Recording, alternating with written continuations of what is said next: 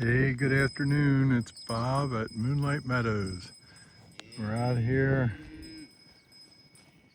early April, rolling out some hay, trying to hold the livestock back a little bit, let the grass get a good head start. We got grass coming up, but kind of like them to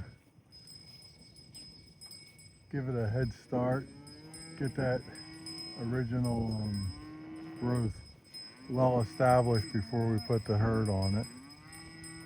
So we got all the bred cows and heifers over here, as well as all the bred ewes and nannies, and then some nanny yearlings and some yearling ewes that we held back. We're not going to breed them until December.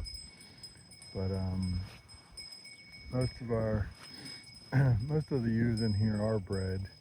And way down there, we've got our trusty guardian donkey, Clover. Where is she? Right there. And I think she's scratching on that tree, or eating the leaves off of it. So yeah, there's about 110 ewes in here, around 20 nannies, and 17 cows, I guess, and heifers, bred heifers and cows. Then on the other side here, the ones making all the racket, that would be 5 heifers that are being weaned. They're not excited about the idea. The one, a little bit older, and there's 4 young ones in there, about a year old. And we put them in yesterday. They'll stay in here for, well, not just here, we'll be moving them. They'll be staying in here for a while till the mamas dry up and they're weaned off pretty well. They got their own minerals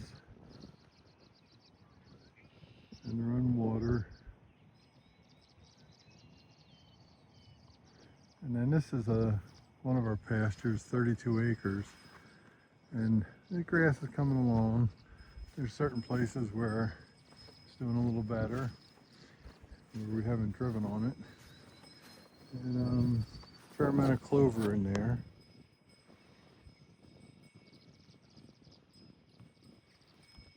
Some orchard grass, some fescue, quite a variety actually. And this is a nice big rectangular field. And then this little paddy they're in is part of a 17-acre pasture. And we're gonna graze across there real quick, hold them back here for about another 8 or 10 days. Get to, I don't know, April 10th or 15th, depending on the weather, what kind of warm weather we get, and sunshine, and how much the other grass grows. But we'll hold them back a little bit. And some of our ewes have bells on them, like that one. Makes for a good way to find them if they happen to get out or into a thick wooded area. Also, I guess there's a little bit of predator protection with that. If a predator jumps into the paddy and upsets the sheep, they kind of whack out. We just grazed off this lower half of the 17 acres. It's actually split into four sections, delineated by this row of trees and then 2 other rows of trees. So a total of 4 sections. We just grazed this off. We got a couple creep feeders out there for mostly for the lambs that we sold, and now we need to get the creep feeders and put them away for the summer. And that distant field back down there where the grain bins are, this side of the grain bins is that tree line. We'll be moving the stock down there, the cows and the ewes, in about a week or two.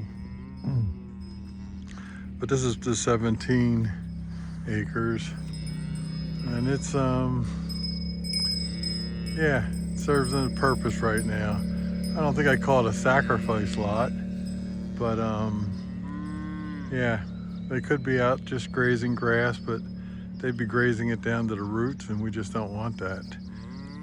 A little bit here, we let them take this down, but this is about the only place on the farm that's this low. So we won't come back and graze this for quite a while.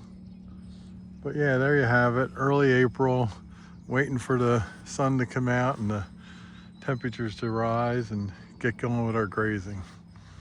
All right, have a good day. I'm out of here. Adios.